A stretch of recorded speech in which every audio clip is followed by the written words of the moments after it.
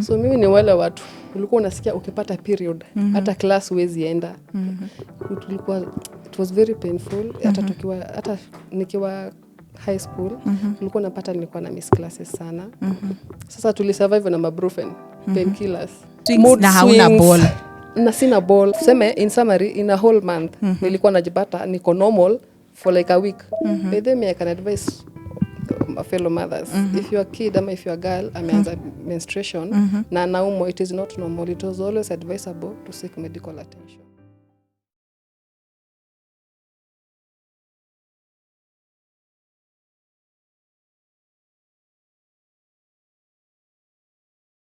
Peris. Yes.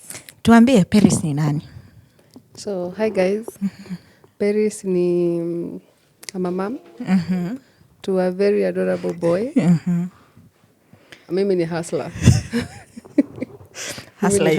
Hustler iko na maana mingi. Mimi unaona, unasikia wale wakulima wenye tuko nao hii Kenya mimi ni mmoja wao. But ndio tunaanza, but hopefully tunaomba Mungu tutakuja kukua wale wako pale top. I'm also a business woman. Napenda sana kuchapa biashara hapa kule. But above all, mimi ni I'm a technician, electrical technician. I work at Oserian as a power plant, in a power plant, kama plant operator. Yeah. Plant operator. Yes. So hivi wewe unaweza shika waya ya stima live na isikushock. Wanasemanga watu wa electrical. Ukijua ukienda kugraduate, experiment ni ushike waya live na isikushock. Hapo unajuanga wewe sasa umetosha. Unapewa certificate uende home. Unaenda nyumbani. Very good. Yeah, but again, lazima we do exercise safety a lot. Because unajua tunaambiwa safety starts with us. Yeah. Stima itakupeleka kwa baba. Umeenda tu hivyo. Sasa lazima tukue a bit careful. Yeah. So sasa sisi tunataka hapa kwa mom. Mesema Peris mkulima, Peris mwana biashara. Peris muhandisi. Mtu ana deal na stima live wires. Najua kuna wenye tunaogopa socket. Ukienda hivi lete sparks kidogo umeenda mbio. But tunataka hapa kwa mom. How is it currently? How is motherhood generally? Generally, nitasema motherhood is beautiful, but it has a lot of ups and downs. But I thank God. In a way, kuna vile tu watu na manuva. In a way. Like God anakuanga ametupea grace ingine. Ukiingia kwa motherhood inanga manual, you know. But we just learn from our parents, our friends, our neighbors. Na in a way unapatanga tu, God amekusaidia. Umeenda mpaka unajipata. You can't complain. Yes. Haya, tell us, umejua you are pregnant. Tutarudi nyuma hapo utuambie before. Generally about your reproductive health. Juu tunatagia tutuambie about something that Kenyans and the world generally wamekuja ku understand endometriosis. And that you experience before motherhood. But tunataka kufika hapa kwa pregnancy. Ume realize you are pregnant. What was the feeling? So talking about endometriosis, nikiguzia kidogo. So I didn't know that I had that condition up until wakati nilikuwa around 25 years. 25-26 years. So mimi ni wale watu ulikuwa unasikia ukipata period hata class huwezi enda. It was very painful. Hata nikiwa high school ulikuwa unapata nilikuwa na miss classes sana. Sasa tulisurvive na mabrufen, painkillers. Hiyo period yote 4 days ni painkiller 2 or throughout. Pregnancy. Ume realize that you are pregnant. What was the feeling? How was it? Okay. I was very happy at first, even though it was unplanned. But I was excited because finally I knew at least God in a way ameanswer my prayer.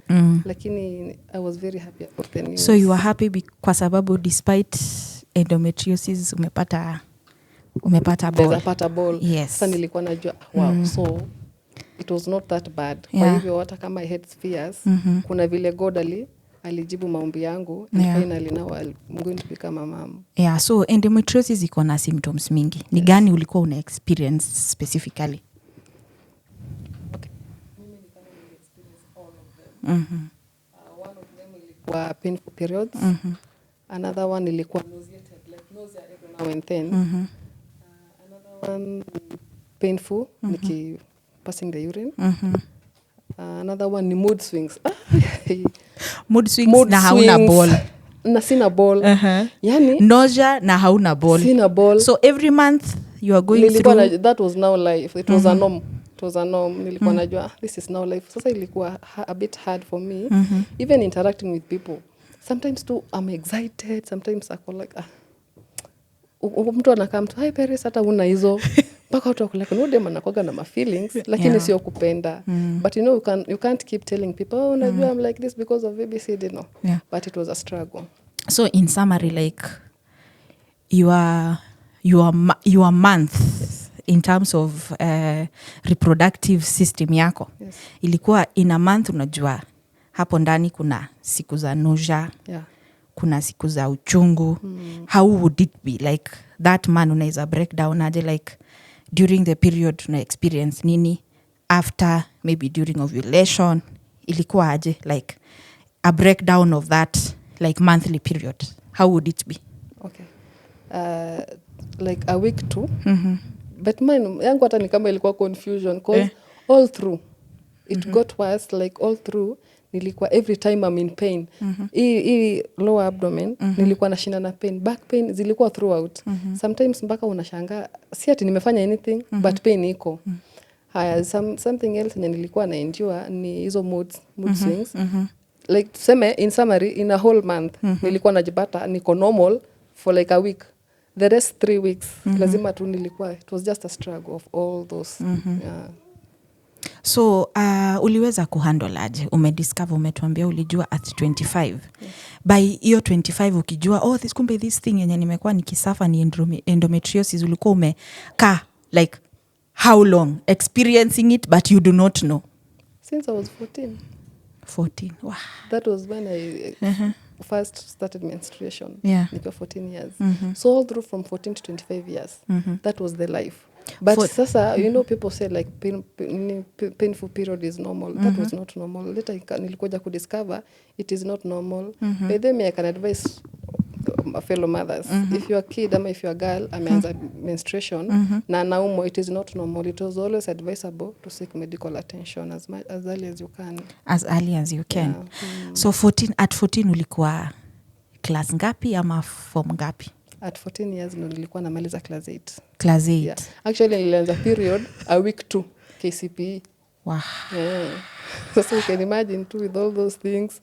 Mpaka mwalimu nakumbuka akiniambia wewe tunajua unaogopa exam, my head teacher then but now hata mimi sikuwa naelewa. So ni wiki inakuja umeanza sasa, uko na mood swings number 1. I'm telling you. Uko na pain yenye imetoka all of a sudden, so everyone is imagining how did you feel? Ushawahi jipata like unatapika na mimi I could literally natapika the same time unaendesha.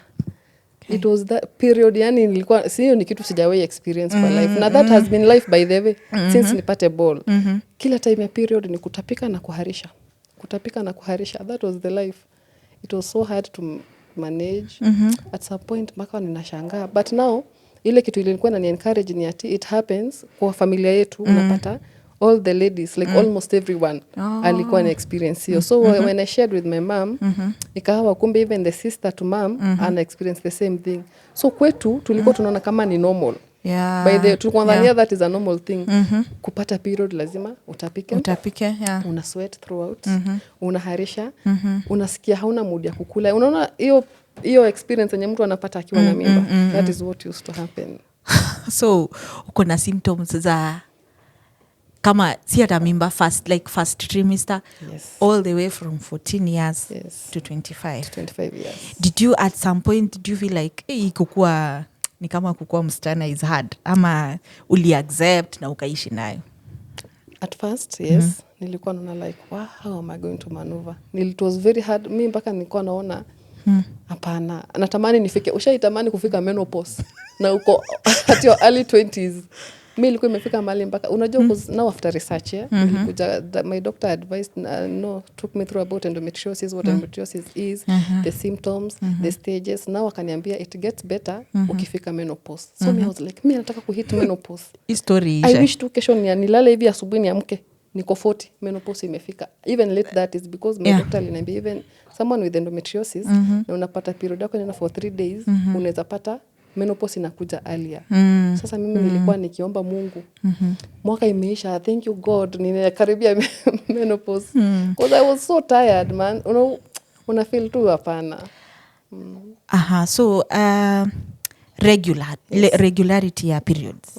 Like kila mwezi kama kila like the way we expect, ama kulikuwa sometimes inakuwa irregular, inapotea, inafanya nini, ama was it regular? Was regular. Haijawahi skip even. Kama ni 10th every month. Yes. Hivyo tu inaenda tu consistent. Yes. So I can imagine like unajua kuna watu wenye wanakuwa na irregular periods sometimes. Unakaa 3 months. Yes. Kama personally mimi sijai kuwa na irregular periods. Yes. It has always been regular unless it changed. There's a time 21, 28 hivyo, but sijai experience. But I know of people wenye mtu alikuwa anapata periods like 3 months. You get a period 2 months. So ingekuwa hivyo maybe you would get a break useme na siendelee kupotea, but sasa it is bad. Mine was consistent. It is a bad experience and it is consistent. It is. But here we are. Yeah. So with the challenges, we understand that endometriosis comes with fertility issues. Yeah. So with the fertility issues, as you mentioned earlier, ukapata finally you are pregnant. Yeah. Unplanned, but thank God. Thank God. Yani imefika. How was it? I was happy. I was excited. Yeah. I remember I even went to church. Just imagine. Mimi nilienda nikaambia God, thank you. I know you answers prayers. Na yangu ulisikia na umejibu. I was so excited. I started thinking about, wow, sasa it's now me and my kid. Nikaanza kuplan. Vitu zingi nilikuwa na plans mingi sana kwa life. Like akiwa hapo mpaka siku nyatakuwa 20. You can imagine. I was so happy and excited. Nikaambia God, thank you sana. Yeah. Did you, unajua saa zile umepata kitu yenye huko una expect? Yeah. There are still expectations. Yes. Did you wish for a boy or a girl? A boy. And God answer. Me, kwa mind yangu, nilikuwa nimeambia God, nipatie kakaboy, kakue brown kama mimi, kakue na dimple. Alafu angetoka sasa kama mimi ungefanya. No, hapo nao ulikuwa umejaribu Mungu atoke amenifanana. No, I was ready. I think I was so much in love. I was so much in love with my kid. But I just want to, nataka tu kopi yangu. But still angetoka the other way. Still okay, because now ningejua okay, I'll decide kwenda kwa daddy. Yeah. Which was still okay. Yes. At the end of the day, we are both his parents, so it was just okay for me. So you were pregnant, first trimester. Yeah. How was it? First trimester was a hell. Manze nilipitia. Unasikia kupitia? After sherehe ili last for how long? Sherehe ili last tuseme tu siju for just weeks. Days, sorry. It was just for some days. Because now wakati nilianza my first visit, my first doctor's visit, it was bad. The news, after nimepigwa scan, because I knew I had a problem. Yes, I'm excited because I have a kid. I'm going to have a kid. But at the same time, nilikuwa na stress. Nilikuwa na shanga sasa hii safari itanipeleka aje. Because nilikuwa nishafanya research. Unasikia watu wakisema, with endo, a miscarriage can happen. With endometriosis, it can be delicate. With endo, ABCD can happen. So yangu nilikuwa like, God, sasa yangu itakuwa aje. I was so stressed. And imagine stress yangu yote ilikuja kuhappen kwa sababu wakati nilienda hospitali. Nikapimwa. So first trimester was so bad. Nilikuwa na bed rest a whole month. The second month now. The first month nilikuwa nasikia tu hivi, but me, to my mind, I thought, hii period at this time, man, sinakaa mna force. So ulijua immediately you missed your period, you knew because ilikuwa regular. Ukajua, there is something. no hata sikuwa nimefika kwa period. Unajua sometimes wakati unakaribia period kuna hizo feelings zenyewe PMS, postmenstrual syndrome. So me I thought that is what was happening. I shared with a friend of mine, nikamcall nikamwambia na period this time inanisumbua, sijui na feel aje. Anaambia kuna feel aje. This time round kizunguzungu imekuwa more tense. Kama ni appetite sina. Kwanza siku hata kuona ugali karibu na mimi. Kama ni kulala, nilikuwa nalala and I was so fatigued. Nasikia hapana, nimechoka na ni kama nimeshinda kufanya kazi. Then my friend akaniambia, have you tried to take a pregnancy test? I was like, hapana, wewe hapana. Pregnancy test. Alafu unajua kwa mind yangu pia, I was like, sasa mimi atanaweza pata ball, I don't think so. Ilikuwa 250-50. Mimi ball na mimi, hiyo sijui kama inaweza happen. So she suggested, why can't you visit me? We buy the test and try and see what is happening. So I visited her, we took the test. Mkanunua test kit. Tukanunua test kit, ikakuwa positive. Sasa ndio nikuje niende hospitalini sasa kupimwa kwa daktari. Nilikuwa nishajua now I'm pregnant after those feelings. Sasa wakati nilipimwa daktari akaniambia, do you know what? This now was the second month. Sasa after nishajua niko na ball at 8 weeks. Yes, 8 weeks. Sasa nishamaliza niko na ball, live nayo, nimeshaanza kujipanga. So I'm like, okay, sasa first month imeisha. Wacha nianze visit kwa sababu najua I have a problem. It is good niende kwa daktari mapema. The earlier the better. Mapema ndio best. Mapema ndio best. So kwenda pale nikapimwa. Wakati daktari alifanya test, ultrasound. Hakuna kitu ilionekana. My uterus was full of blood. Daktari ako like, what's happening? So akafanya test tena mara ya pili. Akapiga ultrasound ya pili. Kupiga the same results zika happen. Inakaa tu cloudy, nothing. Hakuna kitu according to him. Mtu akiwa na ball hata kama ni that ndogo sana, kuna vile they see. But mine hakuna kitu ilikuwa inaonekana. It was just so cloudy. Akaniambia, do you know what? I have a problem. So what you're going to do, I'm going to put you on bed rest plus medication. Sasa kwa hii safari tunasaidia, but he was so good.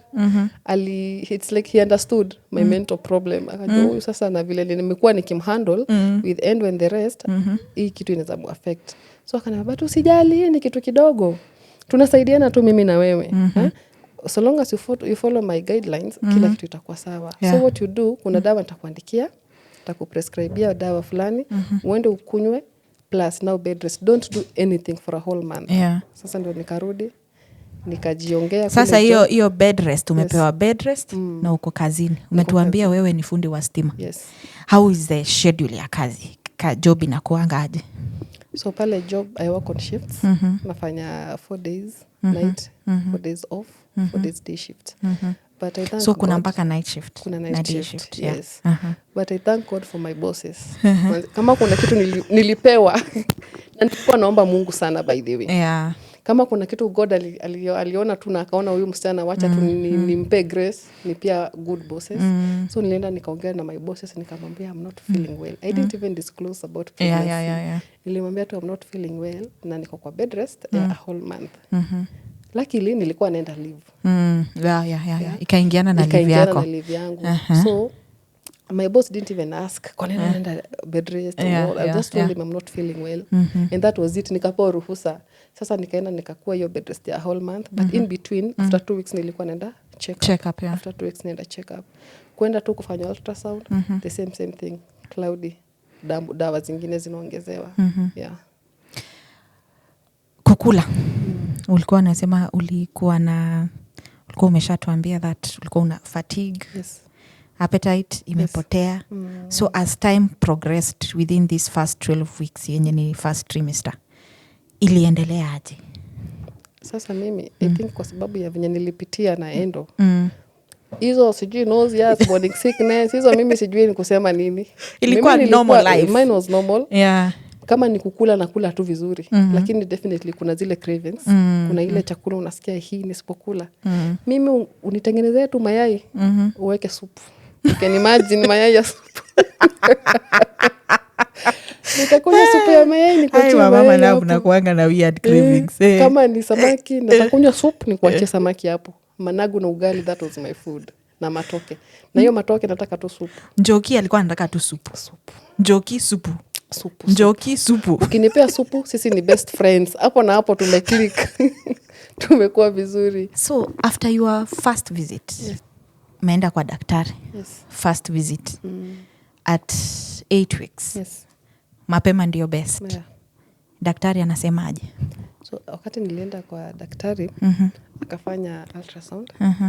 Kupima akaona, hakuwa naona clearly inside the uterus. The only thing he could see was a mass of blood. Yeah, iko too cloudy. Iko too cloudy. Ndio akaona hapa kuna shida. But good thing is that he has my history, so he knew there was a possibility kuna kitu kama hiyo happen. So ndio akaniambia sasa hapa we have a problem. And what you need right now is a bed rest. Bed rest plus no medication. Ndio akani prescribe dawa na a bed rest ya 1 month. But in between that 1 month nilikuwa narudi for check up. Was there any spotting, any? No. Nothing. Hakuna symptom. Ni hiyo tu umeenda, surprise haionekani. Of which at least ni mapema kidogo. Ni so mapema. Kuna tu kusapotiwa. Yes. Tuone progress vile itakuwa. Yes. So bed rest. You work. Yes. Yeah? Yeah. So huwezi amua tuende ukae home. True. You have to approach. Alafu we are advised. Kama mimi mi huona most of the time tunaambiwa ladies when you are pregnant at least ku-announce ikuwe after first trimester. So huwezi enda useme job you are 8 weeks pregnant. Watashachoka juu uko 40 by the way. Wanashanga kama tumeanza hivi tutafika na huyu. So and then you are in the technical field. Yeah. How were you able to get the bed rest? So after now nimetoka kwa hospitali.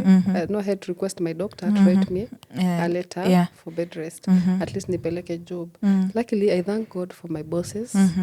By the way, whatever you pray, God will answer. Because me remember I told God hii kitu imekam. Mimi hata sijui what is this. I didn't even know what was the endometriosis. Sasa na nilikuwa najonga kuna difficulties in pregnancy. We have delicate pregnancy, we have all those things. Kila saa ni hospitali. So nikamwambia God like mimi nibariki tu na good bosses. And it happened. So nikaenda kwa my boss, nikamwambia I'm not feeling well and nimekuwa bed rest 1 month. I needed permission na nikampatia barua. Luckily he didn't even ask what was the problem. I think alijijazia tu or something.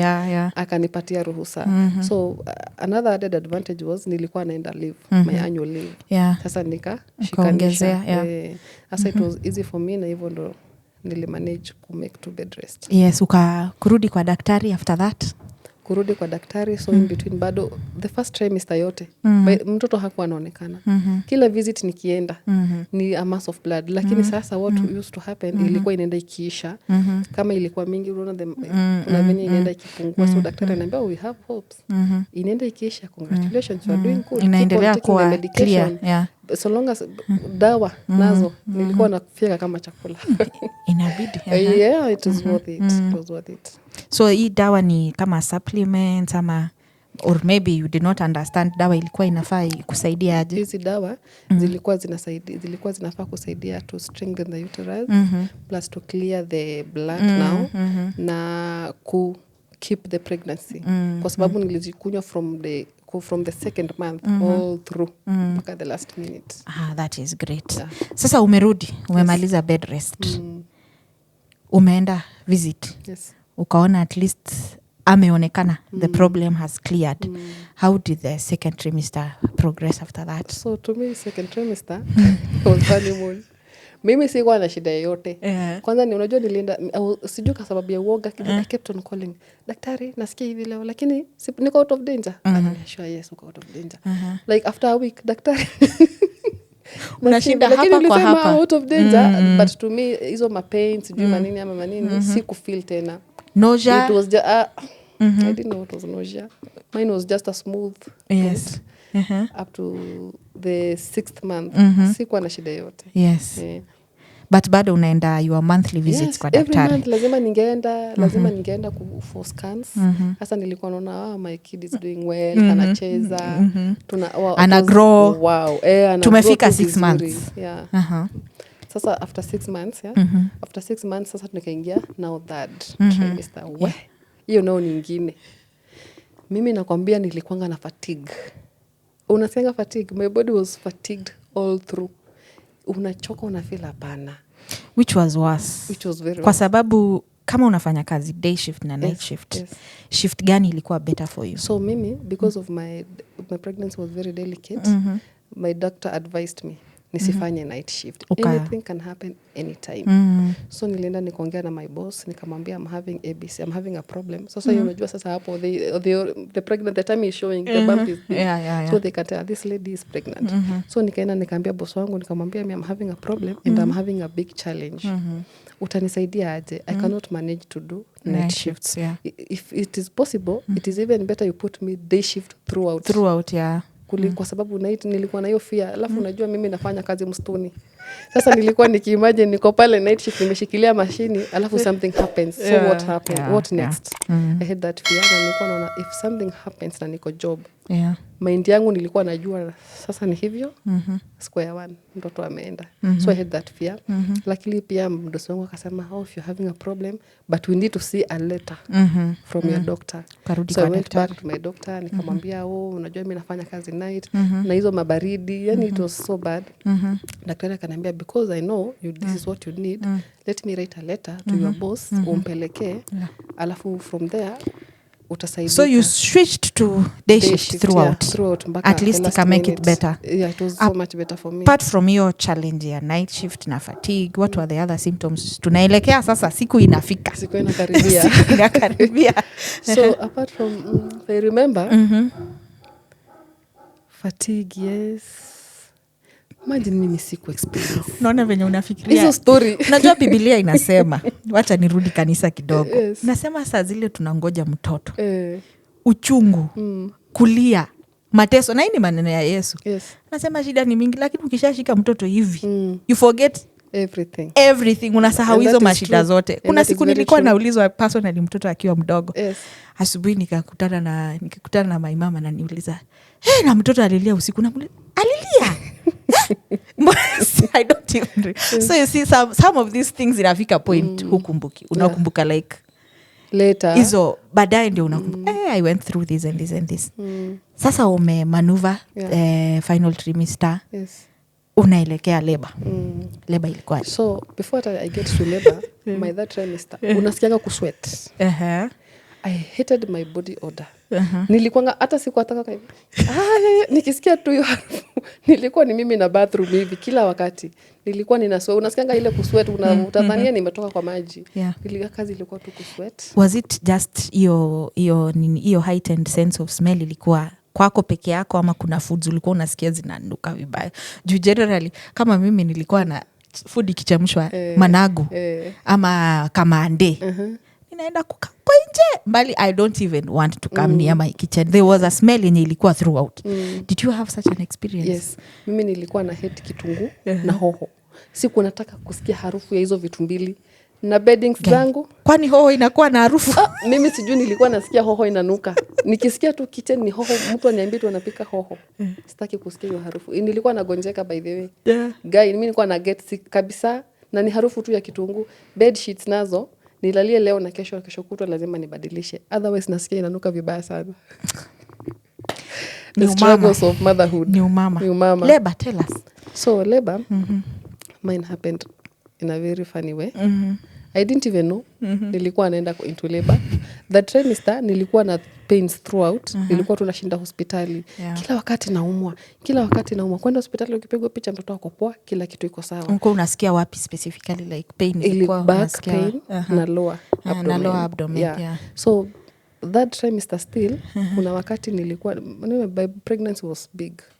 Sasa nikawa naenda hospitali. Nilikuwa tu nimekaa hivi one morning naamka na feel hapana. Sisikii mtoto akicheza. And hiyo that trimester yangu kila wakati ilikuwa tu ni mimi na simu na mdosi. Leo nasikia ni kama sitaweza kukuja kazi. Pole. Siku moja sasa nikaamka nasikia hapana. Mimi leo hata kutoka kwa kitanda ni unless tu mtu anisaidie. It was so hard for me. Nikaamuka sifeel mtoto akicheza. Nikashangaa this is not normal. So nikaenda hospitali.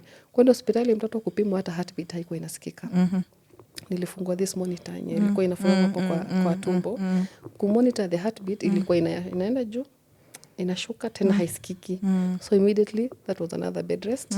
Nikaadmitiwa Kijabi for 5 days. Nilikuwa napewa steroids. Nilikuwa nimeambiwa at least mtoto wa pushy pregnancy ifike 36 weeks. Sasa ya pale ilikuwa shindano ingine, ukidungwa hivi nywele inasimama. Nilikuwa nikiona daktari amekuja, napata wasiwasi, napata stress. Sindano yenye unasema it was so painful. Kuna places unazisikia. It was so painful. Nilikuwa nadungwa shindano hivi. Ushaika mahali, unaona kuna wale wadudu unasikia mtu akisema yule mdudu fulani nikimuona nywele. That is what I was to feel. Nadungwa shindano moja hivi nasikia nywele simama. Ni pain.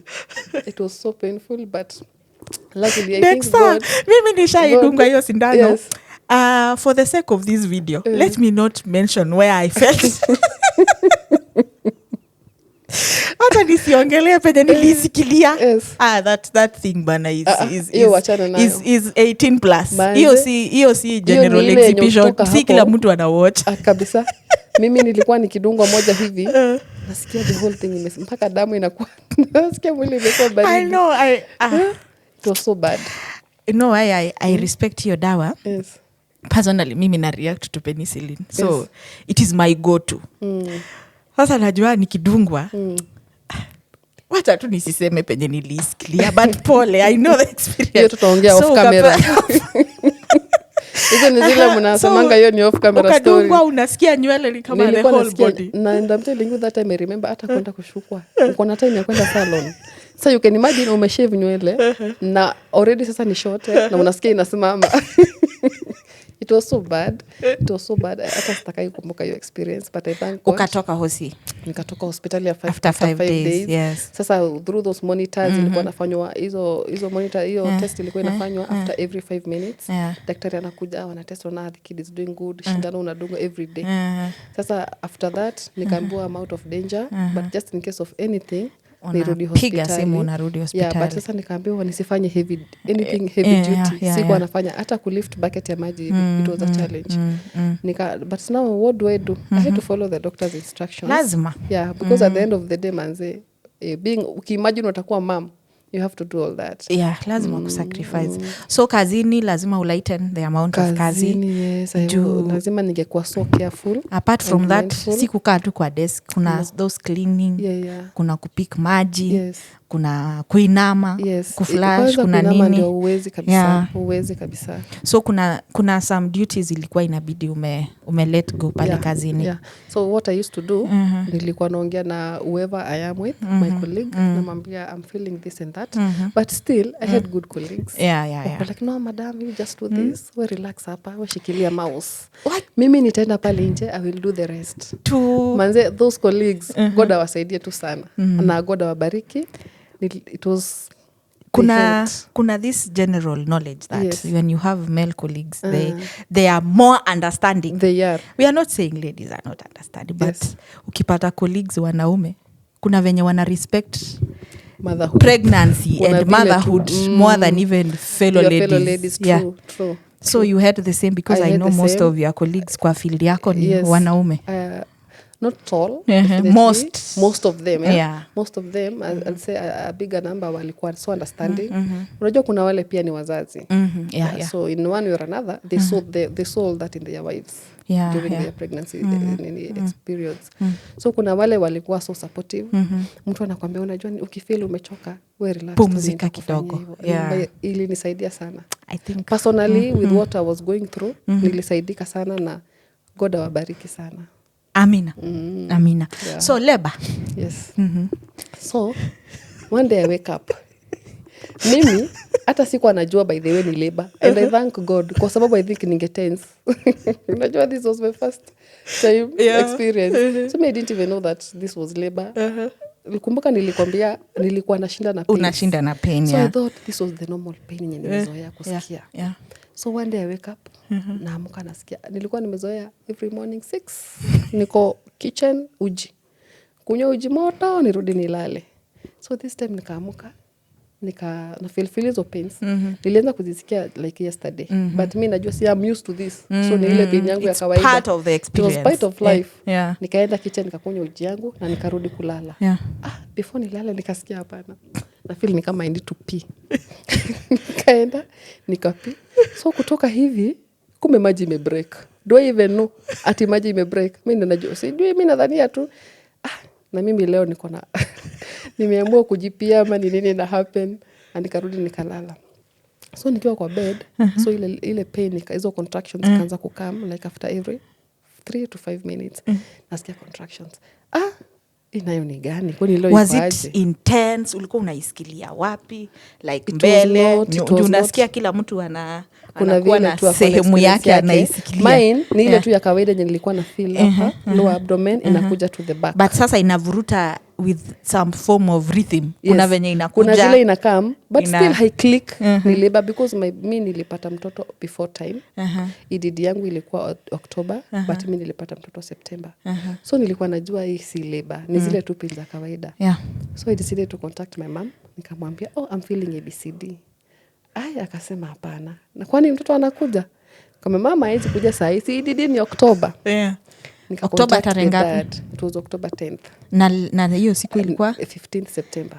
So it's like a whole 25 days. Yes. Too. So I contacted the father. The dad is a medic. So nikamwambia, I'm feeling ABCD. Akaniambia ni labor. Sasa hiyo na sweat inamwagika tu. Mimi namwambia, lakini nilikuwa kwanza also na hivi, lakini si nimeandika ididi ni October. Ulikuwa unangojea hiyo October asubuhi ikuamshe. Akaniambia hapana, that is labor. So you do this, prepare, tunaenda hospitali. Nikienda kuoga hata na feel hapana. So the pain inaanza kaanza kukua more intense. More intense mpaka na feel kidogo nika throw. Sasa hapo ndo nikajua, na nilisikia mtu akikaribia kupata mtoi, kuna wale wenye wanatapika. But mine was not that. Siwezi sema nili experience labor because by the time nafika hospitali nilikuwa 8 centimeters open. You can imagine mimi nililabor tu for just an hour. Mtoto ndio huyo. Lakini hata nakwambia mimi kwangu that was a reward. Mimi feel like God aliona huyu msichana amesafa sana na hii pregnancy na those endometriosis stories.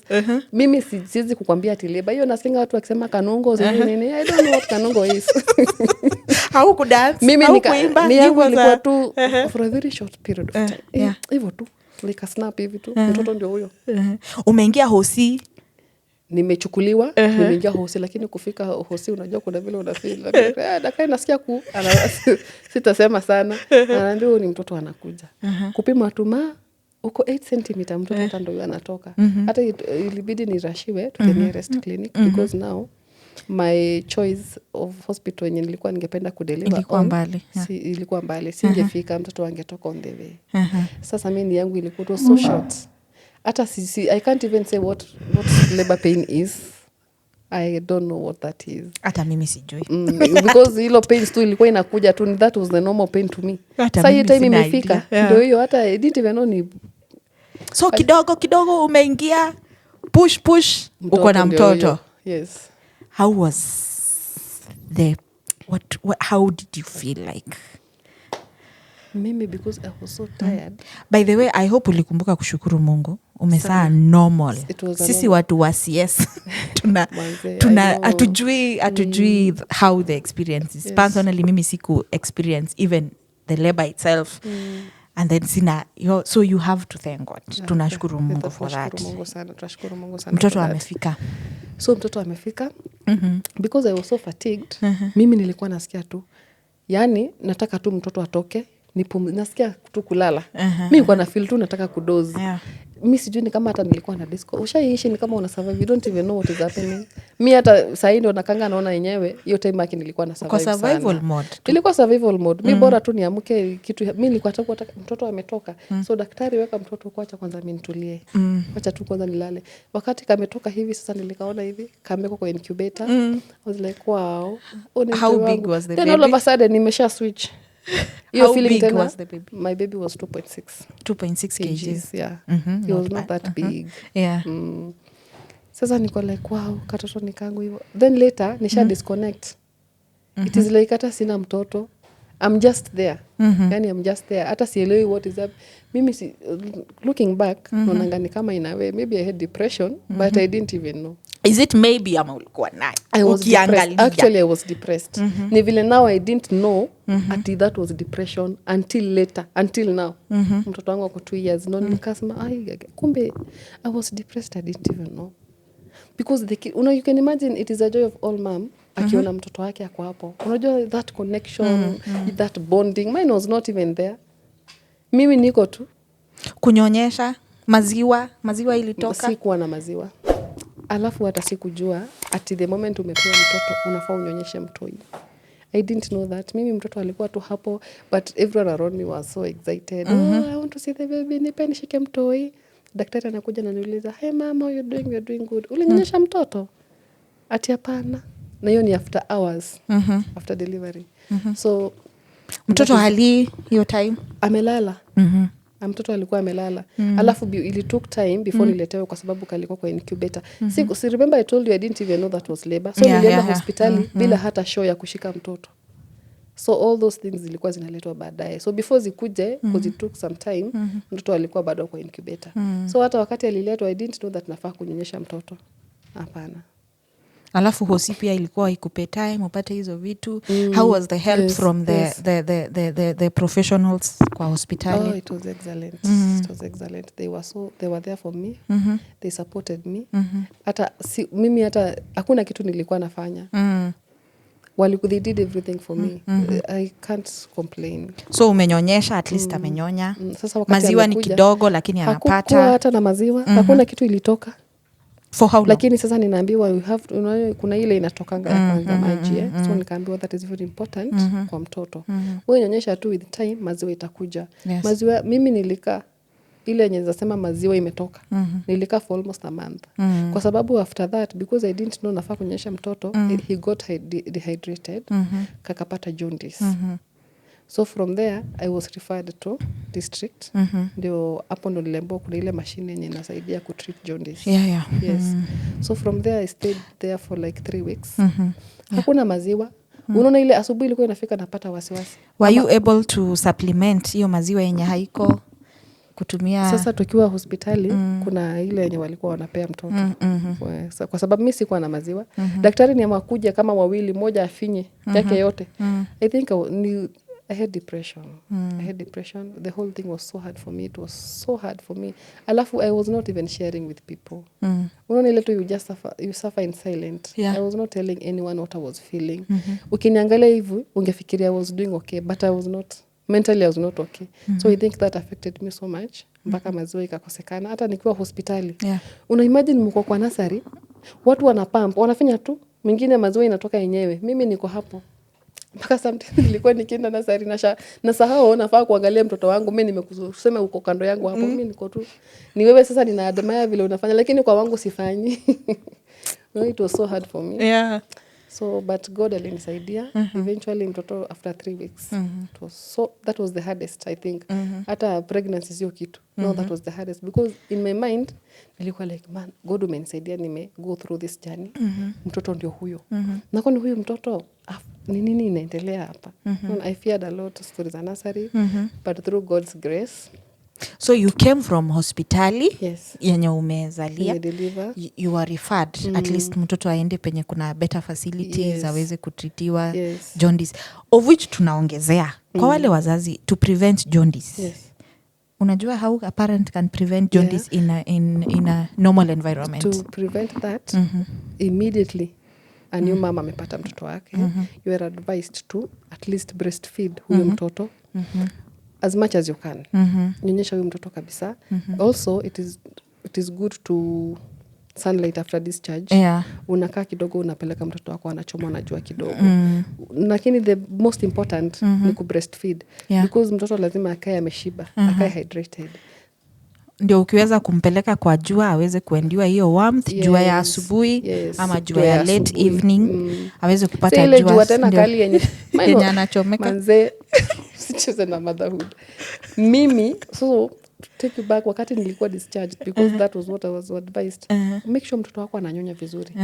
Unamfeed vizuri na jua. Mimi nilikuwa nalitesha mtoto jua mpaka 1 hour. 1 hour. Mtoto analia tu lakini nasema hapa hatutoki. Lazima iende. 3 weeks kukaa kwa hospitali. Postpartum kuna ile feeling yenye uko kwa hosi. After umepata mtoto unataka kwenda. Alafu unajua sasa mimi wakati nilikuwa na ball nilikuwa like nimeplan everything. So I knew the facility that I want to go to. Sasa I'm not saying it is bad, but sasa umepelekwa place ingine. Mimi nilikuwa na feel like I'm being tortured in a way. Siko poa, siko comfortable. I was not comfortable at all. So mimi naumia because of me. At the same time kwa sababu ya mtoto. Niko like sasa huyu mtoto wangu, what is happening? But ulisaidika. Nilisaidika sana. Watu wenye walikuwa around you, wenye wako na experience, were you able at least to get help? This one nurse, kwa msaidia sana. Huyu nurse alikuwa anakuja ananiambia, "Mami kuja." Tunaenda tunakaa chini, tunaongea. He wanted to know how is the relationship between you and the father of your kid. Because maybe that is what is affecting you mentally. To her, she was like, kuna watoto wengi sana wako nasari na mama wao wana produce maziwa. Kwa nini yako haitoki? But unajua sasa mimi si nilikuwa na ile story ya kumexplain about mimi sijui nini ilikuwa imenifunga. Mimi siko naweza kushare. Mimi nimempatia hapana daktari, mimi niko post juu kwa nini maziwa yangu itoki, but deep down I know I'm not okay. So there were other factors you don't have to tell us. There were other things which were fighting that you. Contributed to that. Kuna factors zingine that contributed to me lacking the milk, apart from us being hospitalized. Yes. But mumeenda home. Tumetoka hospitali, yes. Tumeenda nyumbani. Sasa ilikuwa ni kunyonyesha na kuotesha jua. But I thank God for my family. They were very supportive. Mimi hakuna mahali nili struggle ama ati sijui I have to do this, I have to do that. No. Mom and my sisters were there fully. Wananifulia nguo ya mtoto. Saa zingine mama anakuja anachukua mtoto anaenda anampeleka nje anaota jua. Wananikumbusha unajua lazima ukunywe hii ndio maziwa itoke. But to take you back kidogo, wakati niliambiwa ati, "Mom, we have good news pale hospitalini. Your baby is doing well. Ana recover lakini not so good, but now we can discharge you." I was so happy. Mimi kama nimekaa hivi all of a sudden maziwa katoka. Sijui ilitoka wapi mimi. But nimekaa tu hivi all of a sudden maziwa nikajua kumbe that was stress that I was experiencing. So when I went home, my family was fully supportive. Siwezi sema ati I struggled in any way. It was so smooth for me. Yes. Maternity leave ikafly. Maternity leave. Was he crying? Colic? Experience as a colic? Colic. Colic was there. Alafu unajua hata hujui ni nini na happen. Kwanza kulatch ilikuwa tena ni shida nyingine. Unajua mtoto ni mdogo sana tu. He was 2.6. Hata kumshika tu you don't even know unafaa ukae aje. You're supposed to use this or that. Umetrainiwa. Nakumbuka mimi nilikuwa narudiliwa. Shika mtoto vizuri. Shika mtoto. Unasahau, kuna uchovu, kuna nini, as much as umefunzwa na nurses, umefunzwa na mom, unakumbushwa na sister yako mwenye ako na experience, kuna vile unalegeza tu with time. Unajua hiyo period akili yako ikuangia sijui nini, yani it is like you have a lot in your mind that you don't even concentrate. Focus sijui inakuwa imeenda wapi. Mimi nilikuwa naambiwa, mimi mpaka nilikuwa sometimes mama anakuja anashika mkono hivi ama anashika mtoto na hapa chini alafu ananiambia sasa wenyewe. Sasa mimi struggle yangu ni ile mtoto atalach. Sasa nyingine unapata mpaka hakajui kusak. Unajua mtoto wangu pia ni kwa sababu sikumnyesha immediately. Hakakujua how kujua haraka. Yes, it took time. Sasa mimi pia mwenyewe don't talk of nipple sauce. Nilikuwa na sauce. Sasa nimejaa vidonda. Mtoto naye ndio anataka kunyonya. How do you even handle that? It was so hard. Unanyonyesha ukiwa mimi nilikuwa nafanyanga hivi. Mmoja vile mtashika mtoto, mmoja vile mtanishikia mtoto. Ungangane na pain. Si ndio, it was so painful, but again nikikumbuka jaundice manze. Acha nasema acha nifunge macho mpaka. Wacha mtoto anyonye akue strong, grow. It is what we needed at that time. Mapigana na colic, mumemalizana, jaundice imeisha, colic ndio hiyo. Usiku kulia, kutolala vizuri and all this. And then time by the way, kwa nini time ina fly? Time flies. Mimi hata nilikuwa time flies manze. Unaona hiyo time we should have additional time. We should have additional time. And then tukue na forum ya kudiscuss. Maternity leave is not a leave. It's not a leave. Kwa sababu unajua sijui kwa nini inaitwa leave because that time you are so busy. Ni wewe kurecover, ni mtoto, ni kuadjust to the new life and everything. It's not sort of a leave. Mimi kuna venye maybe some kama mwanaume anaweza umerudi kutoka leave juzi. Sasa hiyo umeingia kazi you're like ni kama hakuna pressure huku kuliko huko. How was it going back to work? Mine going back to work after maternity leave? now going back to work, I had I was not even focusing. Me I could not even pay attention to details. Ushawaifanya job mpaka siku ikisha uko like na nilimanage aje hiyo job, because mimi sikuwa na focus. Sikuwa, I had a problem adjusting from now, the transition from now leave. Hata mine si what was the hardest? Missing the baby, unajua umeacha na mtu,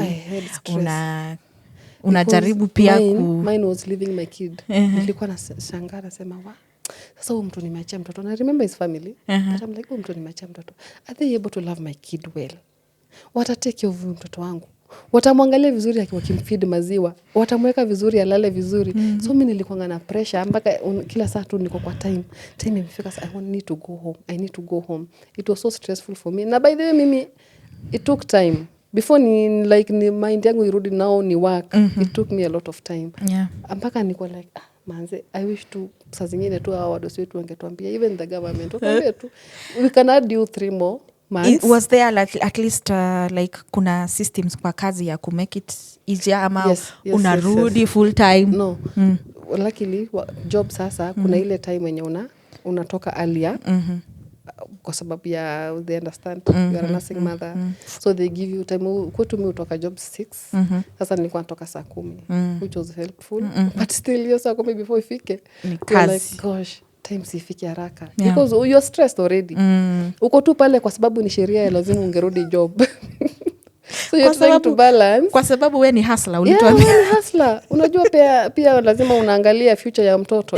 Uwezi tena, you are trying to balance between work and motherhood. But I'm telling you, hiyo part ya work survival.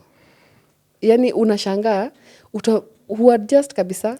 It took me time. Sasa unajua kulala usiku mtoto develop that the whole night ujalala. Yeah. Asubuhi unaamka kutoka kwenda job, alafu mtoto analia. Na time imefika ya kwenda kazi. Unashindwa ni mtoto nataka na kazi ni shift. Uko na mtu wa kutoa. Yes, lazima utoke asubuhi. Kuna mtu anangoja ufike. Ndio atoke. Ndio hata yeye atoke, because unajua pia working for 13 hours is not easy as well. Yeah. So pia yeye you understand this person ako fatigued. Unaona? So lazima ufike job mapema because una need kutoa ule. Wewe tena mtoto wako ndio umetoka kwa nyumba, ukiwa tu kwa hiyo gari unasema wewe sasa mtoto wangu amelala. Mimi nilikuwa tu nashinda na phone calls every sasa after hii challenge ya kukosa maziwa, were you able to, how long were you able to breastfeed exclusively? Mimi hata niliintroduce mtoto wangu kwa nan. Mimi nimemlea na nan. From the word go. From Hosi to 6 months. Yeah. After 6 months sasa ndio nilimtroduce kwa food and porridge. We say and we still reiterate, kama maziwa haitoki, do not stress out. Don't stress out. What do you tell mothers? Because we are saying exclusively breastfeed for 6 months. But what will you breastfeed kama kuna challenges? Utafanya aje? So what would you tell a mom when ana struggle? To a mom out there, don't stress yourself. By the way, don't kabisa. Unajua motherhood ama parenting isikusumbue, na hii kitu haina manual tutenda useme yes, people will advise you take this and that, but mimi hakuna kitu sikuwahi jaribu. Mom used to put 3 thermos hapo, maji moto, uji na soup, na it didn't work for me. Njahe nimekula kunde njahe tulikula proper. So mimi I would advise a mom there out there, don't stress yourself, love yourself, take time, whatever works for you, go for it. At the end of the day, what you want, it's a healthy baby. Ukikuwa stressful, a healthy baby, a healthy mom, a healthy mom, a healthy baby.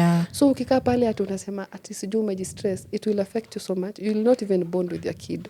Unajua sometimes you want your life to go back to normal, so unaweza pata you're even blaming your baby. You're blaming your baby because you feel like yenda nafanya, you go through all that stress. But just embrace whatever situation you are right now. Wewe take life as it is. Fanya kenye unaweza. Usijistress. Kama huyo maziwa haitoki, wewe wachana na ile kidogo unapata, patia baby. Kama una supplement. At the end of the day, watoto ni wengi sana wamelelewa na hiyo that kind of, and they come out healthy. My baby is healthy. Sasa nikikuonyesha mtoto wangu uweze sema he's so healthy, mpaka watu wanamuona kwa like wow, you have a very healthy baby. Why? Because mimi nilikaa mahali now nikasema now I have to accept how the situation is. Yeah.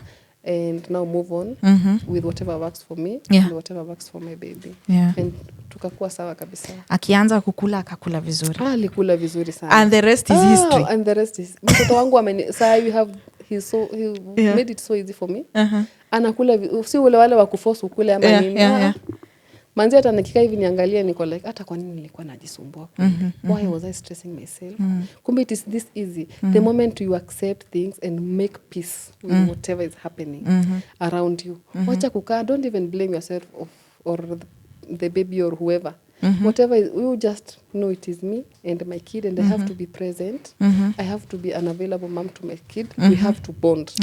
I have to do this because if you don't do it, who else will do it for yourself? And if it's not coming naturally, seek help. Yes, seek help. It is very okay to ask for help. Usijifungie ati ukae hapo. No. Because let life be. Kama leo we are talking about postpartum depression. Yes. Unafeel kuna ile feeling yenye mama unafeel you are not being enough for your baby. It is watu wanafanya imekuwa natural that umezaa mtoto maziwa itatoka. Maziwa imekataa kutoka. So kuna that feeling unafeel like I am failing my baby. Imebidi nimempea none. I am expected to breastfeed 6 months. Hauna that feeling ya furaha. Haujaweza kubond na mtoto. Yes. Those are symptoms of postpartum depression. And most people do not get to know. Unaumia, unakuja kujua later. It's the way you have suffered from endometriosis several years, una-realize ni the same way for postpartum. And that is why we are opening up platforms like Tender Beginnings to speak about these things. To understand that whatever you are going through, it's actually normal. It is not you alone. It is actually normal. And people so many are women going, around the world wanna go the same through. They go through the same thing. Unapata if it is morning sickness, si wewe peke yako.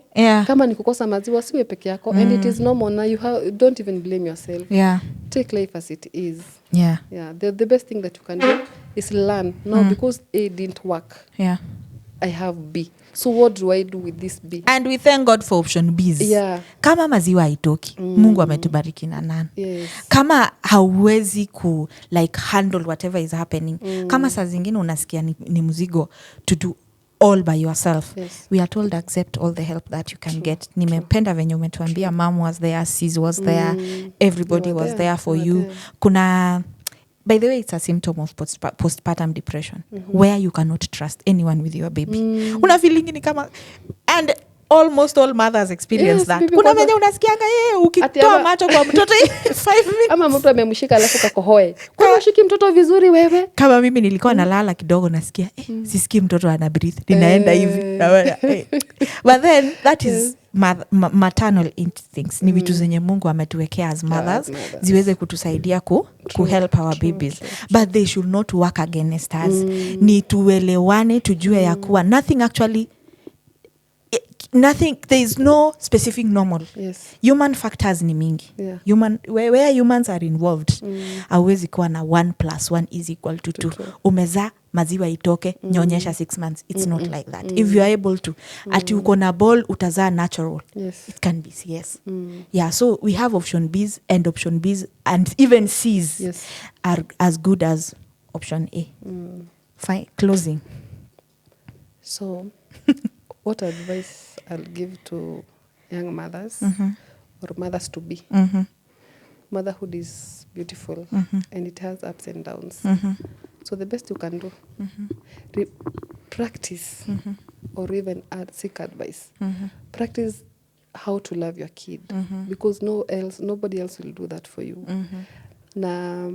No one will love your kid as wewe unaweza kufanya. Like me, I'm learning my best. Ni provide the best for this kid. Nimpende kuliko vile mimi nishaipenda kwa hii life. The best I can do is love that kid, train him. Unajua ni mimi tu nitamguide kwa hii life. And like I have to make sure that I see him through life. Teach like to be kind, empathetic, to be a humble man, to love God, to fear God, to interact with other people. Especially hapo kwa fear God. If I don't do it, nobody will come and do it for me. I am the mom. Ni mimi nimemleta kwa hii dunia. So if I don't do that, who else will do that? So the best you can do, love your kid. Na ujue hata kama the dad is there or is not there. Just know you're the caregiver. You're the nurturer. The father, all they do, they just provide. They tunaomba producer atusamehe tu, because you cannot compare parenting ya mom na ya dad. I think there is a reason why kuna father na mother, si ndio? Kila parent ana play role. Maternal instinct. Yes. Ya wababa inaitwaje by the way? Paternal or something. Paternal instinct. Yeah. So kuna maternal na paternal instincts. Na what we are supposed to do is kuna difference. There's a huge difference. There's a difference. And we appreciate our men who are coming through. No, we do. We are not saying that they do nothing. No, unajua, like for example, wewe ni mama kijana. Yeah. Do you think you can show or teach your kid how to become a leader? You can't. Hiyo ni role ya daddy yake. Sindio? You cannot teach your kid how to be a provider as a man. Yeah. That is the role of a father. Or a father figure. A father figure, yeah. Yes. It can be a father, an uncle, a grandfather, a father figure in or the a life friend, of the baby. Yeah, or a friend, yeah. So for those who don't have, for those who are doing parenting alone, usiogope ati museme, I don't have a father, the husband or the father is not there. No. Father figure can be an uncle, can be a dad, a brother, or even a close friend. Or even a grandfather. True. Yeah. So I'm not saying like the fathers do nothing. We appreciate them so much. Kwa sababu tunawashukuru na tunawapenda. At the end of the day unajua ni wao wametufanya tukaya hapa. Kama hatungekuwa wewe ungeitwa mama aje. How now? How? Unaona? Silent moment for the sake of the fathers. Thank you so much our fathers, our daddies. Tunawa appreciate sana na God awasaidie pia na awabariki sana. Yeah. Leadership si easy. It is not. Tutakuja hata sisi tunataka watu lead or unaweza lead kweli, you can't. In a way we need guidance. We need guidance from them. Yes. And especially for you, which we have in common, working in a field where it's men the whole day. Kuna vile ukienda nyumbani.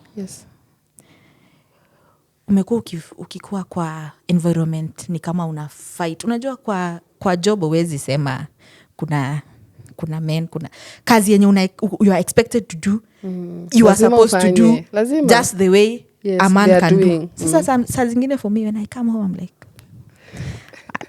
let me follow. Let someone lead, I follow. So kuna umuhimu pia hapo. Nyumbani is very different from our workplace. Unajua pale job. Unajua kwako you cannot lead. How can you lead your husband? You can't. And that is why unasianga they are the heads. Na sisi you are the neck. Hakuna siku shingo ishaipita kichwa. Lakini inapenduka. So ukifika pale nyumbani what you do? Tukifika pale nyumbani, now we have to put our professionalism aside. Pale they lead us. They need to lead us. So tukifika unanyenyekea. Sasa wewe saa hiyo sio engineer. Mimi ni mama Eden. Wewe ni mama na bibi. Katapo. Mimi ni mama. Mimi ni mama. Wewe ni mama. Thank you so much. Yes. So going back kidogo. Postpartum depression. Which is something you discovered later. Ukakuja ukajua, that was it. So iliisha when? So yangu iliisha after my kid alikuwa 2 years. Right now my baby is 2 years 5 months. So yangu ilikuja kuisha after 2 years. It took time. I think ni kwa sababu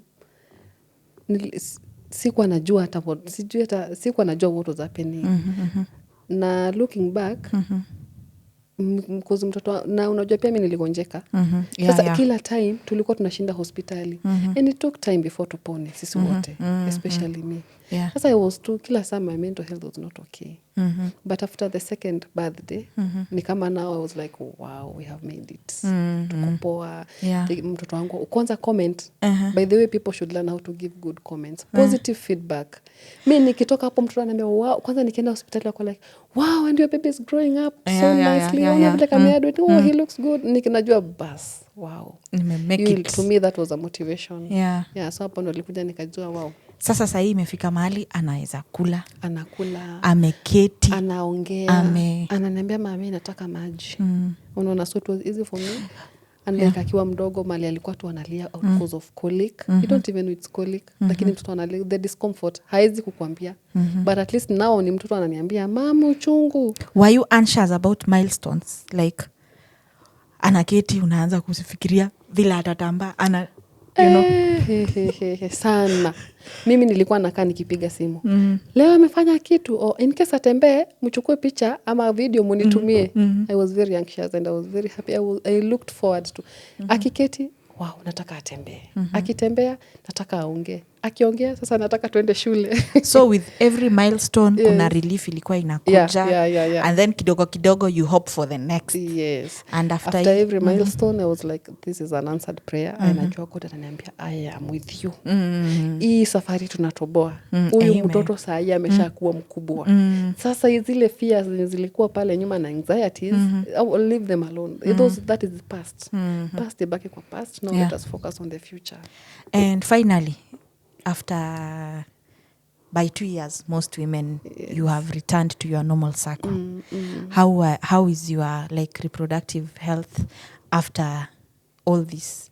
Sasa umerudi, do you still have the symptoms ya endometriosis? Ama ili subside? So after pregnancy, ili subside. Amen. Hata kama ni hata period, I don't even hata sijuangi those pains ama nini. Like now this is now the time I'm feeling like I'm a normal woman. Unajua venye unasikia mwingine akisema mimi hata sijuangi period ikikuja. Sasa mimi I am that woman right now. Amen. But now the doctor had advised me, akaniambia with ile siku utapata ball. Endo itakuwa sawa. Au utapata those smile. So there is hope. There is hope. Yeah. We thank God. We thank God for that. So endometriosis ilienda. Postpartum ilienda. Yes. Everything yenye uko ndani huwa inaisha. Parting shot. So parting shots. First of all, I'd love to say thank you to you guys. Manze e platform. This is the best thing that you guys thought of. Unajua out there we have a lot of women who don't even know what they are going through. Unajua hata sahi mimi whatever helped me in my healing ama getting to maneuver about the whole thing was watching such podcasts about motherhood and parenting. So I'm like, kai, kumbe si mimi peke yangu. Kumbe hii kitu wa mama wanapitia sana huku nje. So through that I was able to maneuver and pole nikaanza kupata healing and now I have the best bond and relationship with my son. Amen. Tunafanya vizuri sana. So thank you so much for this. God awasaidie sana. As you continue to motivate and encourage more and more women out there, new mothers, when you ama even hata unaweza pata mtu akona mtoto wa kwanza, but the experience with the first kid is not the same as the second child. Totally different. So bring as many women as you can. We need to hear more about different pregnancy journeys, experiences. So thank you so much for this. Thank you so much for the invite. I'm so happy. I feel like nimeheal. Ushaikani kama like hii ni kama ni therapy. Umejitoa. Unaona whatever was inside your heart. Now you feel like wow, what a platform. Thank you so much for considering me to come here. I'm honored. Thank you.